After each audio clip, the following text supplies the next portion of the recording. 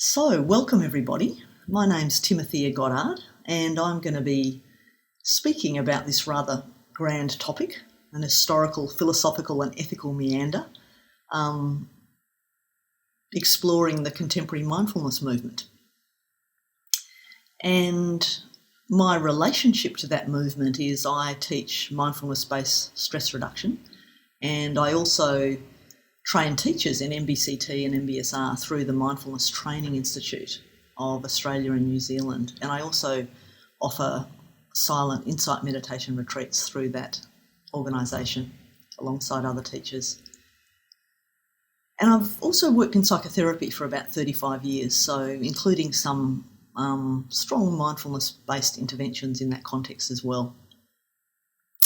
I practice largely in the insight tradition now. I've done some years of Zen practice and also lots of years of Aikido in the early days. I started off practicing Goenka style Vipassana in my 20s, and lots of yoga and stuff like that. So that's my place in this contemporary mindfulness movement. And maybe we can just take a moment to recognise each of our own places, what our interest is in this movement, this way of being with human experience, just honouring where you've come from and your own curiosity and path. And also taking a moment to honour all the spaces and places that we're resting in this moment physically on this land that belongs to the Indigenous peoples of this place and was never ceded. So many of us sitting here are visitors. Just taking a moment to recognise that and honour it.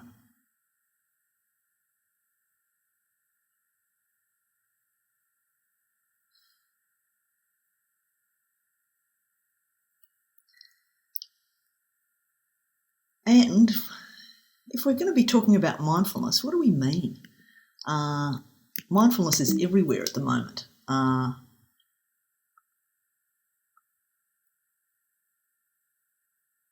And there are so many different kinds, so many definitions. So in order for some clarity and also to frame up some questions that I want to offer, I'd like to just name three paradigms that I think we're all operating in. One is the paradigm of mindfulness, Buddhist psychology. I'm assuming that your understanding of mindfulness comes from Buddhist psychology, although the word's used so broadly now, it can refer to a whole lot of things. But I think it's important to locate it and to know about deeply this tradition of Buddhist psychology. Most Buddhisms articulate mindfulness pretty richly, and so I'll be exploring that a little bit. The other paradigm that's been really important in the last 20 years or so is that of science. It's been really taken up and explored scientifically, and there's some both possibilities and pitfalls when that joins Buddhist psychology. There's some incredible congruences and also some tensions in that relationship. And the third paradigm that impacts us all is that of the market. So this is the kind of framing up that I'd like to do to explore this topic. So, Buddhist psychology. In Buddhist psychology, mindfulness is part of a path. It's an unfolding, curiosity-laden exploration of practices, mindfulness meditation practices, and also teachings that support and inform that practice. And it might be called the Dharma. And the concerns of this perspective is centrally to relieve suffering. This is what it's for. And it's interested in subjectivity, it's interested in a phenomenological method, an investigation of experience here now. And it's largely a first-person psychology. So it's interested in what happens inside this little bundle of space and how we might explore this experience of a person firsthand. It's very pragmatic, experiential, embodied, also has a rich theoretical base. And the values, as I said before, are reducing suffering. Wholeness would be a value, looking at one's place in a whole. The cultivation of wisdom and compassion are central, and this whole idea of interconnectedness, that we're part of a system, not a separate kind of self. And it's interesting to look at the history of insight meditation. There's a brilliant book by Anne Gleed called American Dharma. I really recommend anyone interested in contemporary mindfulness to read that. But our very ability to practice in the way we are practicing today really relied on an historical shift in Theravadan Buddhism in Burma, Sri Lanka, in the 1800s, where there was a kind of democratisation of practice. So lay people were invited to practice, which hadn't happened before. Mostly monks did the practicing and lay people supported them, supported those communities of monks to do that work.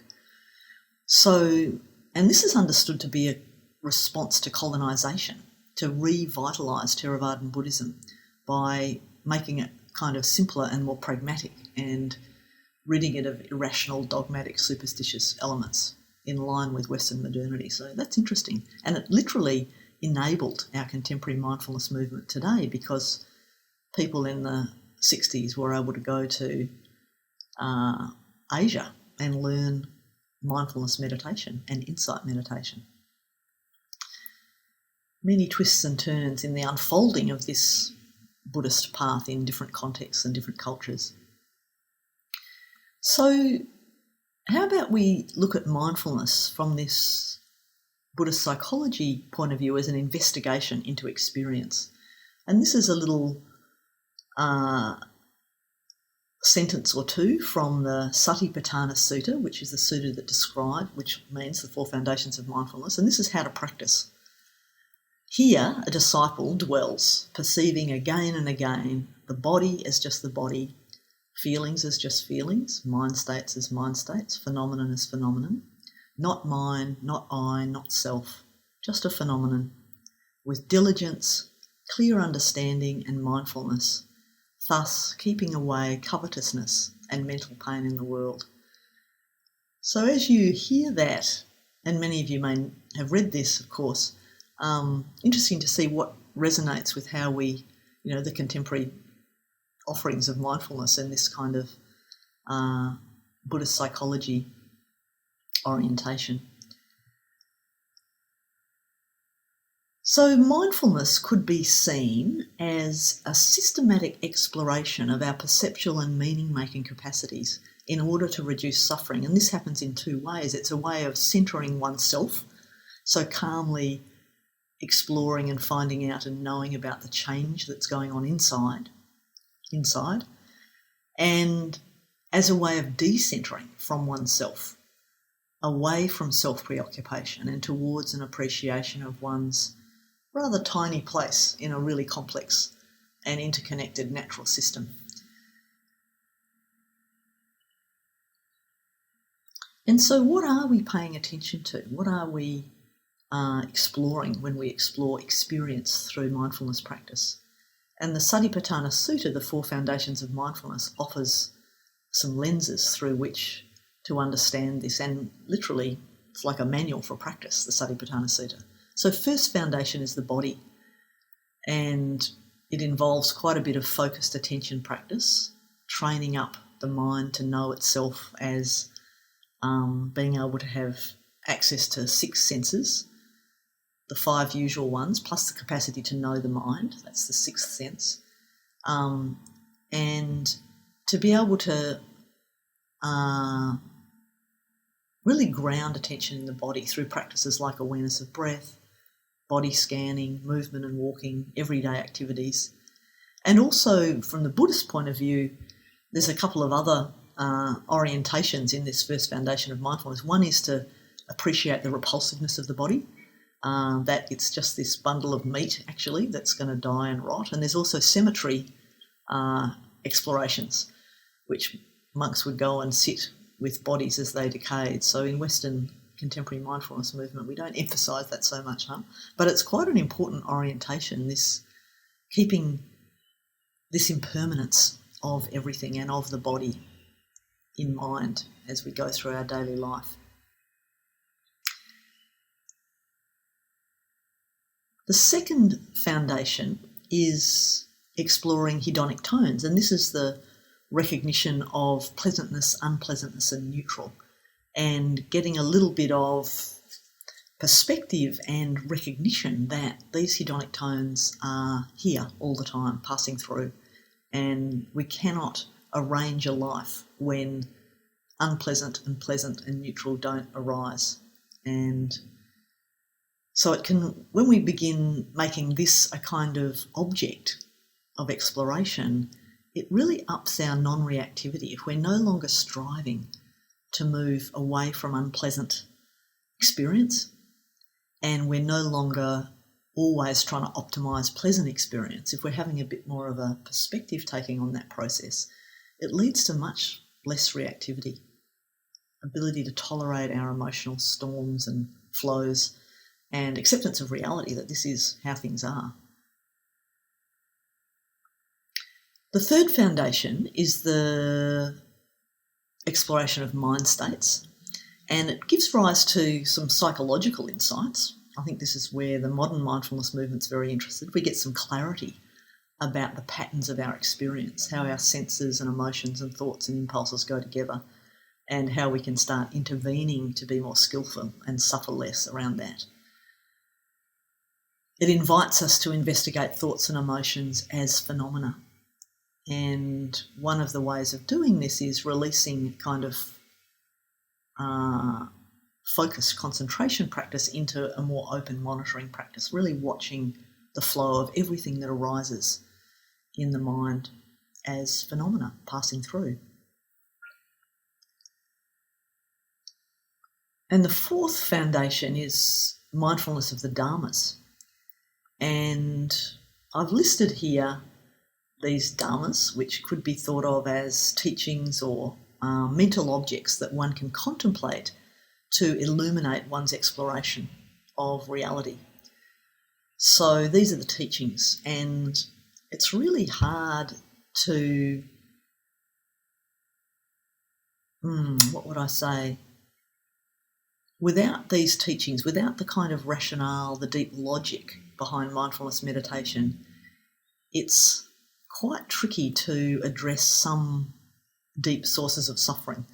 So I think this is a really important, and whether, no matter how it comes into a contemporary mindfulness offering, it seems important that the teacher really understands this, these truths, these understandings, these teachings, in order to be able to assist and guide students in learning mindfulness meditation. So, how does mindfulness transform suffering from a Buddhist point of view? I want to point to an article of this name and really encourage you to read it. It's by Teasdale, who's a psychology very senior professor. He was one of the founders of MBCT, mindfulness-based cognitive therapy. He's also a Vipassana teacher. And Michael Shaskelson, he's an MBSR teacher with a long tradition in insight-oriented practice. And they wrote this article largely for MBSR and MBCT teachers, but I often send it to participants after teaching a class if they're interested in the underpinnings of the practice. And they've got a really neat way of just explaining and pointing to how does mindfulness transform suffering. And they say there's 3 ways it does it. The first involves where we place our attention. So, and we all know the first kind of ground of beginning a mindfulness practice is getting a handle on our attention and having a bit more choice, not being on autopilot, and really opening to this present moment awareness, what is happening right now. So to be able to be interested and curious and make that a more reliable place to rest your attention, this present moment awareness. So I want to give a few examples of this, how this, and these will be, really obvious to you guys. So say we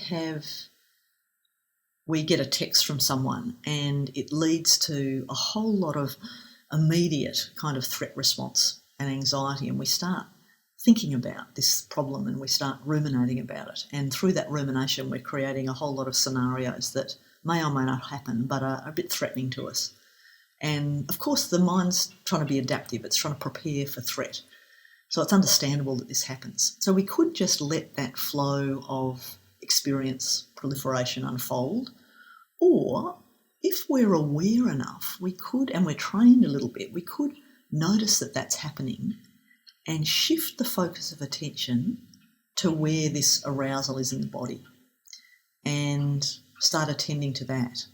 And we might attend to it with some curiosity, with some investigatory power, and start checking out, is it heavy, is it light, is it moving, is it still, is it changing, is it getting more dense, or is it getting more diffuse? And this simple step of where we place our attention can really relieve suffering in the moment, diminishing what we're doing, which is engaging in a whole lot of activity in the mind, which actually is going to increase our suffering, lead to a whole lot of action maybe that's not so skillful, and coming back to this moment, and we know that this kind of shifting focus to the body in this way with some equanimity really diminishes arousal, so you might have more clarity to attend to the problem. Another thing that often happens in a moment of anxiety and this mind going crazy is that we get very hijacked by the physical sensations.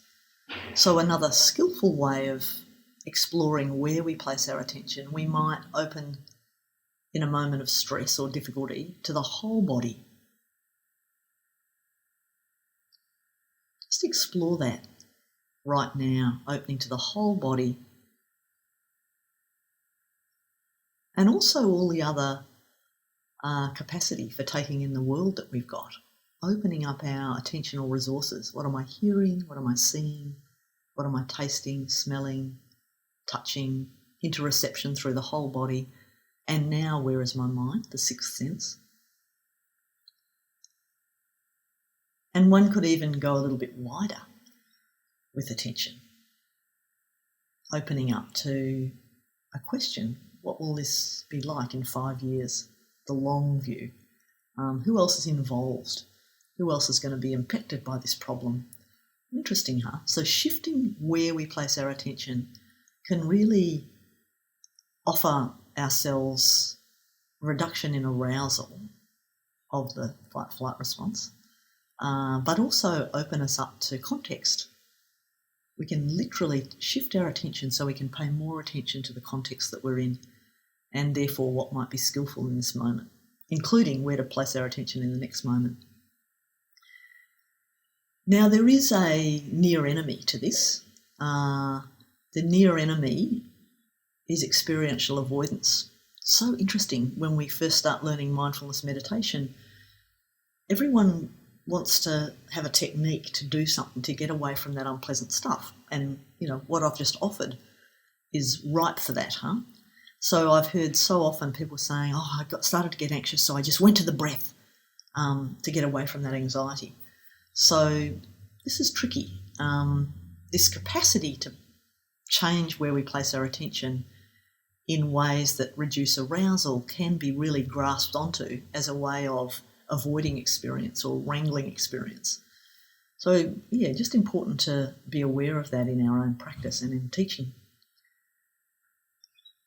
The second way that mindfulness transforms suffering is how we place our attention. And in mindfulness meditation practice, we're bringing certain attitudinal foundations, if you like, to where we place our attention. We're adding a how, which might involve, in a way absolutely involves curiosity, perhaps acceptance, receptivity, equanimity, spaciousness, non-striving, non-grasping. So this is not just coming back to the breath or coming back to the body, or coming back to the breath has nothing to do with mindfulness, actually. Mindfulness involves a how, And when we do bring these kind of qualities of body and mind to what we're attending to, a shift happens in the whole system, in the brain, in the body. And it means that we are having this anxiety going on that I was mentioning before, and we get curious about that. We decide to pay attention to it, and we start exploring it with some curiosity, with some acceptance, non-striving, equanimity. And what we're literally doing is we're holding the aversive experience in working memory alongside another experience. And when that happens, we're literally training up the body and mind to link these two things together. So this is how practice over time starts undermining our patterns of reactivity and aversiveness. And what we're learning to do is to approach our difficult experience rather than avoid it. And we're doing this through actively approaching curiosity, acceptance, receptivity, extending a welcome mat out to what's unpleasant in the moment.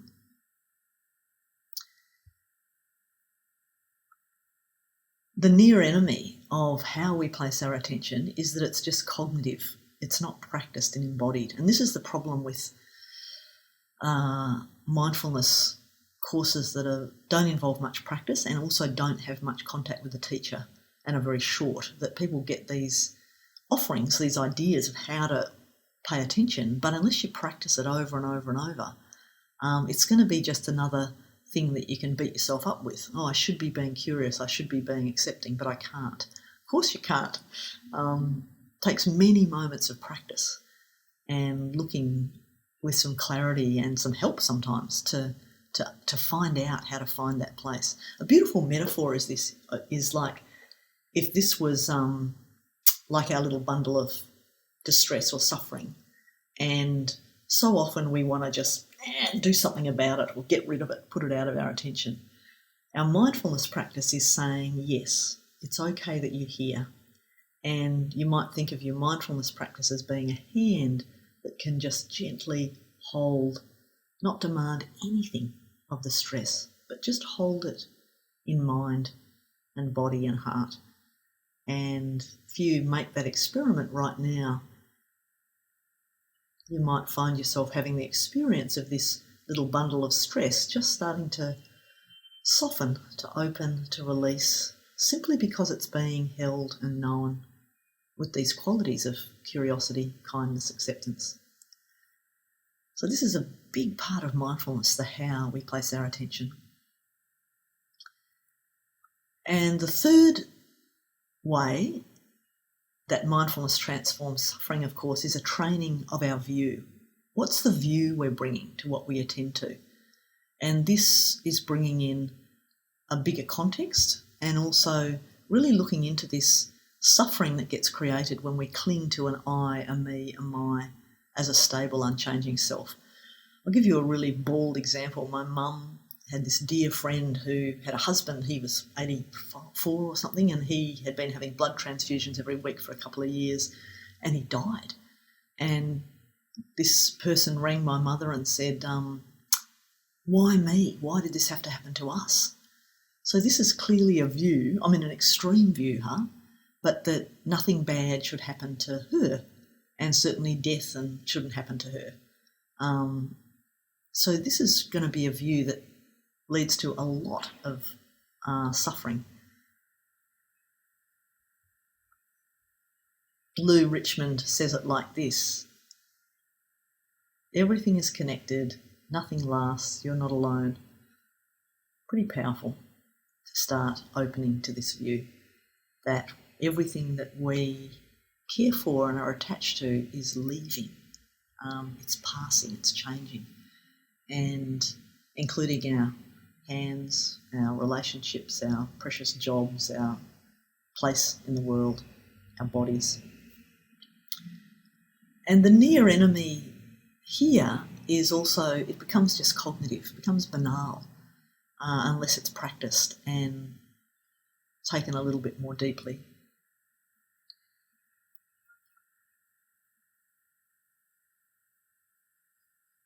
The other thing I wanted to point to that I think can be really helpful for us mindfulness teachers in this contemporary context is an awareness of different kinds of Buddhisms, and some emphasising, in terms of mindfulness practice, some emphasising the present moment as the gate, and some emphasising cultivation over time.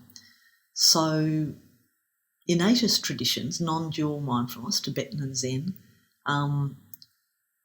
have a view that sudden transformation is possible and all qualities of awakening are present in ordinary minds, and that mindfulness involves present moment awareness and involves a non-judgmental quality of awareness.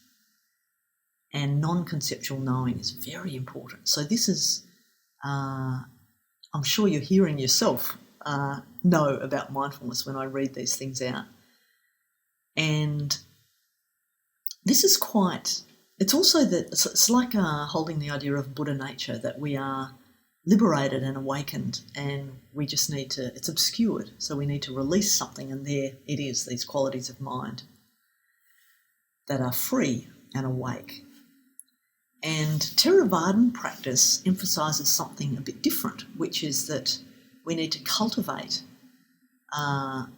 and develop over time, and this is going to lead to transformation. Special qualities of mind are distinctive of the awakened state and need to be worked on and cultivated. And therefore, mindfulness doesn't just involve present moment awareness, it involves deliberately remembering, recollecting experiences, shaping future experiences. So active discernment about what's wholesome, what's unwholesome, and making choices in life and in practice. And so mindfulness involves discerning, comparing, analysing, reflecting on practice experience, and it emphasises the use of concepts and teaching to cultivate awakening. So quite important to be clear, especially if we're in the role of teaching people, can get confusing for our students unless we're really aware and able to skillfully move between these two orientations and honour both of them.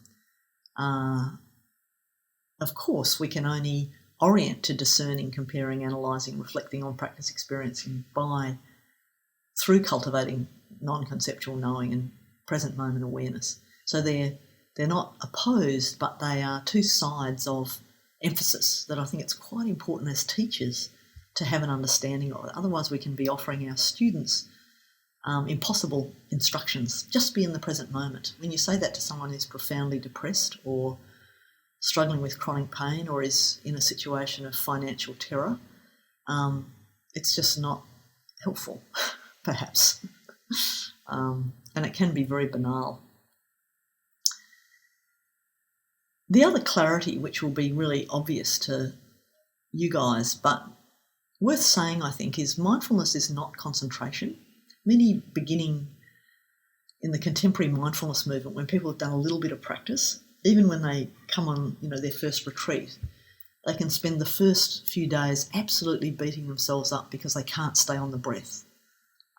So concentration involves a sustained attention on an object, involves a narrow focus, and it's a kind of basic building block of training the mind. Mindfulness is not that. Mindfulness is awareness of what's going on. So say you're attempting to be with the breath, but you actually notice planning and criticism and pain in the body and sounds and a deep impulse to get up and leave the room. This is mindfulness, awareness of what's going on, and involves dimensions of discernment and wisdom and choice. The other thing that's maybe worth saying is from a Buddhist psychology point of view, both formal practice and informal practice is really important. And I know in a lot of contemporary mindfulness offerings, even people sometimes teach mindfulness and they haven't done any formal practice and don't teach it, don't involve their participants with that. And I think this is really shortchanging people, because it's a bit like saying, I've got a bad back and I do Pilates. I don't actually ever go to classes, but I just do informal Pilates. When I'm standing, when I'm bending over, I just pay attention to how the muscles and ligaments and my spatial awareness. Now that's necessary, isn't it, to look after a bad back with Pilates, but unless you've done some kind of rigorous training, you're not going to be able to do that. And that's what I find. I think offering glib, banal invitations for people to be able to just be in the present moment more, enjoying their coffee or being present at work, really is leading people up the garden path a bit. They're not going to get satisfaction and they're going to think that mindfulness doesn't work.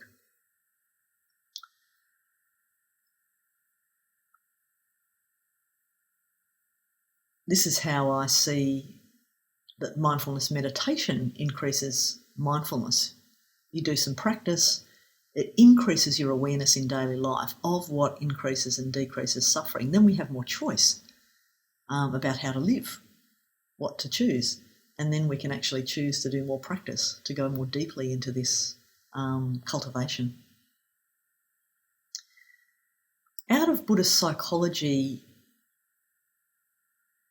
there's been a huge opening to the power of compassion. And compassion, of course, is inherent in mindfulness-based programs. It's the heart of that how I pay attention, with care, with openness, with tenderness. But there's been a proliferation of specific compassion-based courses. There's mindful self-compassion, cultivating compassion training from Stanford, mindfulness-based compassionate living, and lots of other offerings in that, orienting towards training people in compassion and cultivating that, and which is very powerful and comes directly from Buddhist psychology.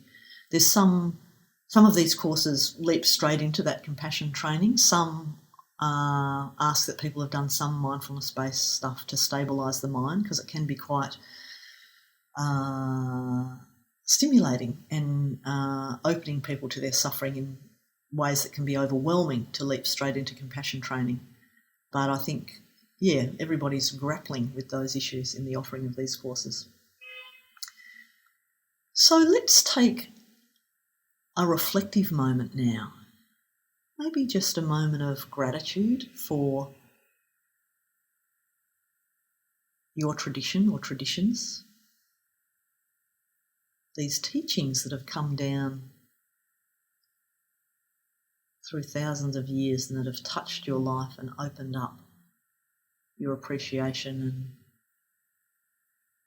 that you've been able to bring into your teaching.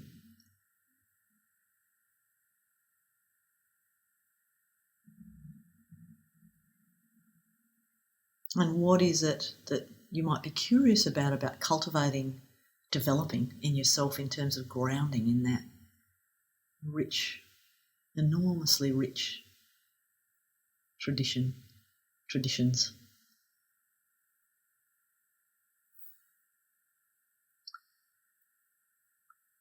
So now I want to move on to the paradigm of science, which rather than seeing this mindfulness business as a path, it might see it as an intervention with a beginning, middle and end that can be tested.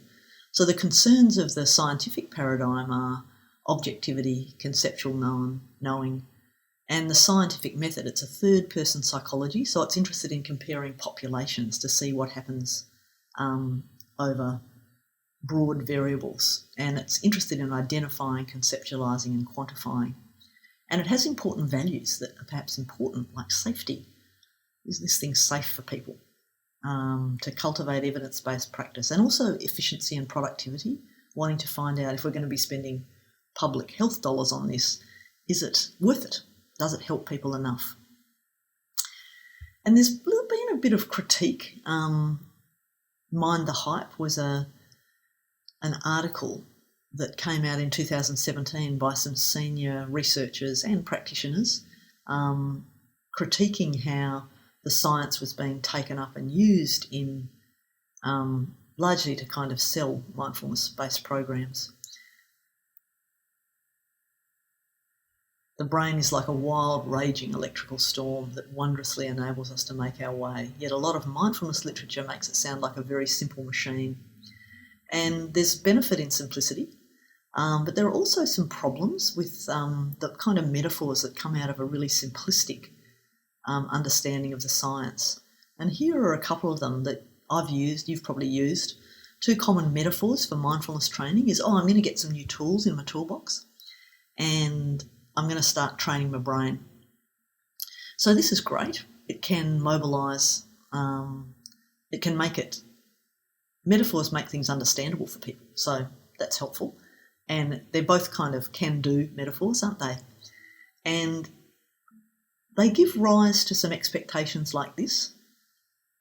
Getting tools in your toolbox is a very concrete action. They're either in there or they're not in there. Training the mind, you just do it one day after the other and skills build. So this is the expectation that those simple metaphors can offer. And this is often the reality, the pragmatic, experiential, lived reality, the wiggly line of disendarkenment. And this points back to, can it be just an intervention or is it a path? It takes time. And disendarkenment is a word that Patrick Kearney, an insight meditation teacher, uses. I love it. So we don't want to set people up for disillusionment and thinking mindfulness doesn't work. So we could get a little humble in drawing on the silence. This is a really good article by Willie B. Britton, Scientific Literacy for MBI teachers, and encouraging us to use open-ended, flexible and specific language rather than this really general, reifying language, proof, proven, heals, cures, fixes, demonstrates.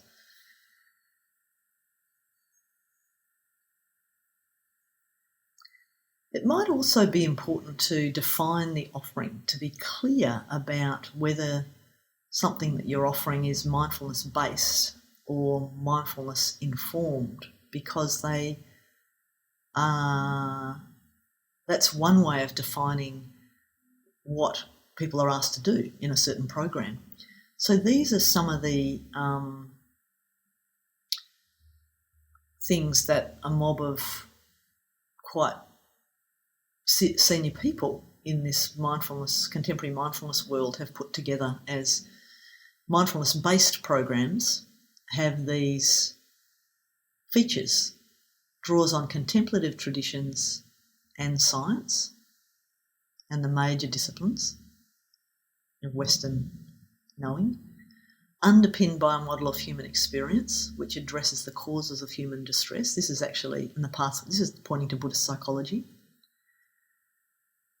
Develops a new relationship with experience. So it's not just about a technique, it's actually relationship with experience. Cultivating an approach, orientation. These things happen over time and involves, the fifth one's really important, involves a sustained intensive training in mindfulness meditation practice and an experiential inquiry-based learning process, so relationship with the teacher. And this is compared to mindfulness informed. Yes, most mindfulness informed are drawing on these things, maybe underpinned by Buddhist psychology, maybe developing this new relationship, maybe developing greater attentional, emotional behaviour, self-regulation. If you don't give things enough time, those things aren't going to develop. And also definitely not, some mindfulness informed programs do not involve sustained intensive training. So it's really important to know what you're offering and being clear about that. And I obviously have a bias towards mindfulness-based programs. That's the thing. I mean, I've trained in a whole lot of other mindfulness-informed programs as well, but I obviously have a preference and a belief. So that's, I'm just wanting to state that really clearly, that these are going to be more useful for people, especially people really up against it, with depression, chronic pain, serious stress and anxiety, and relationship problems. Unless they do some practice, they're not going to get much traction in my experience.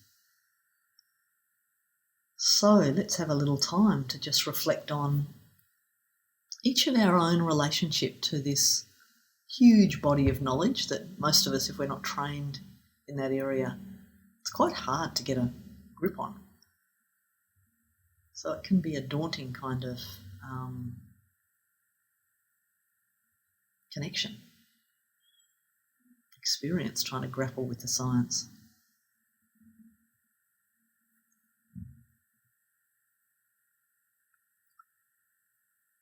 So now let's have a look at the third paradigm, the market, which rather than seeing mindfulness as a path, part of a path, or as an intervention, sees it as a product. And concerns are financial success, growth, scalability, using technology. Scalability is a really big thing at the moment, of course, because we can use technology to do that. I'm involved in being an advisor off to the side of an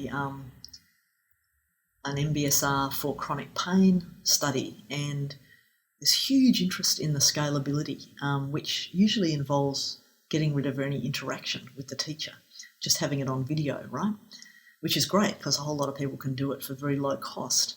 But the problem with that, and what we know about people suffering from chronic pain, is they're in a deep groove of hopelessness and despair often, and very constricted ways of paying attention and how they pay attention. And without an engagement which is really specific to them, I think it's really quite crazy to look at how we're going to scale this for this population, because there's no way that they'll be able to sit and watch a video and take it in my opinion. So this is an interesting debate going on in all sorts of contexts, and when we try and really do the good thing of trying to offer this widely to people and cheaply. And the values involved here might be differentiation. People are keen to differentiate their product from other products, so to create identity around things. And of course, any market will start using things like mindfulness and the science as commodities to be sold, and we're all participating in this. One of the problems with this selling is that the media loves lists and one-liners and thin white women. So you can see how so often how these things are communicated to the public are, it could be selling anything. T-shirts, toothpaste, hair, makeup. The media also loves chunky, charming, robed older men. This is a 69-year-old monk, Matthew Ricard, saying that the secret to being happy takes just 15 minutes a day. So this is the problem with simplification and chunking down. So yeah, you could do that. And if you practice for 50 years like Ricard has, you can become really happy too. But you'd probably need other causes and conditions. You might need to be born into a really privileged, educated, loving family with a remarkable philosopher father, mother, ex-Buddhist nun, renowned painter, or maybe get a PhD under the guidance of a Nobel laureate and live with the Dalai Lama for 50 years, and you'll be acing it. So this is the over-promising and simplification that the market does to the science and does to Buddhist psychology. So we come to this question, does it work? Well, I had a niece who, for her 12th birthday, got a surfboard. We were down at Margaret River. It was pretty big waves, actually, but she's a gutsy girl, so takes the board out, come back in about 10, 15 minutes and throws it down on the sand and says, it doesn't work. And I think this is often when we ask the question about mindfulness, does it work? We really need to take into a whole lot of factors, right, like practice and time. So the answer to does it work is it depends on your intention and your invested time. And here are some of the contexts of what's available in the contemporary mindfulness space. Some apps on the phone, groups in which you might investigate and do some solid practice, some very solid practice on the right in a Buddhist context with very experienced teachers. So when people say I've tried mindfulness but it didn't work, mindfulness could mean 5 minutes on an app every second day, a 4-week course, 1 hour a week, not much practice. Mindfulness is part of a therapy session but no practice prescribed. An 8-week, 1 hour a day of practice, courses like MBCT, MBSR and MICBT. Bruno Kahl's work, which is brilliant. It might mean several years practice with retreat experience. It might mean TM or yoga these days. And it might involve the informal practice of trying to be present. So clarity and specificity. And I think it's really important when you're offering mindfulness in any context to have a short interview with the person. Then you get their context. Then you're going to be able to understand what is going to be helpful for this person. And sometimes it's not what you're offering. So I think unless we do that conversation, we're again not helping people, setting them up for the best experience of mindfulness. And that interview need only be 10 minutes, 15 minutes to really get a handle on what they're grappling with, what kind of stress, distress they are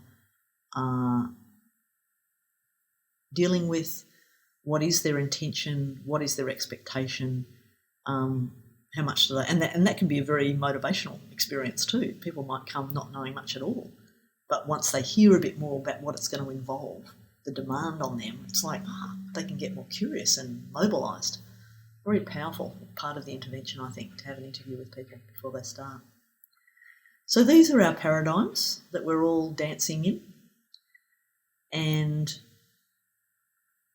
here are some questions for us that we all need to answer in our own little patch, I think. What kind of mindfulness context, which is the teacher involvement and amount of practice, is needed for different needs? People who are quite well or just a bit stressed are going to need a very different thing than people with anxiety, pain, relationship, financial problems, social isolation, trauma, high performance, liberation. So let's get more discerning and specific about what we're offering. And we can do that. Mindfulness is not going to be legislated from above. We need to do that as a community and as teachers, get clarity about what we're offering and not over-promising. How do we communicate ethically, precisely and effectively about the benefits of mindfulness that we're offering? And how do we do this specifically with participants? I think one-on-one is brilliant for it.